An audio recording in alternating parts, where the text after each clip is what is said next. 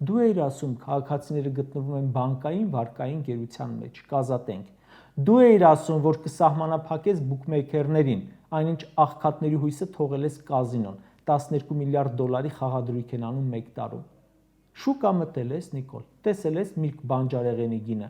գյուղատնտեսական երկիր Հայաստանում։ Այդ դու էիր ասում, Հայաստանում 5 տարի ընդհանրապես ոչ մի բան չի թանկանա։ Ասում էիր աղքատությունը կնվազեցնենք 10%-ով, 18 թվին 23.5% էր, 24 թվին 24.5%։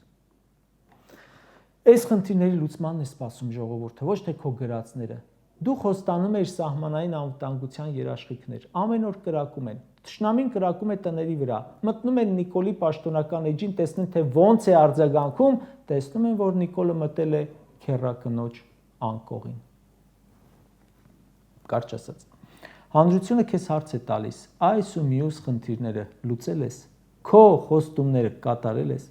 քեզանից պահանջում են ընդամենը անել այն, ինչ խոստացել ես, դու սաղ գցել ես ոտքիդ, ու մեղավոր են նախկինները, ժողովուրդը, արցախցիները, ռուսները, ինչ որ դավաճաներ,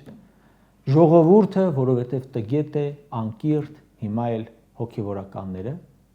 կարող է Արցախը հանձնելու համար մեղավորը քեռակինն է։ Սաղ մեղավոր են, մենակ դու ես ճիշտը։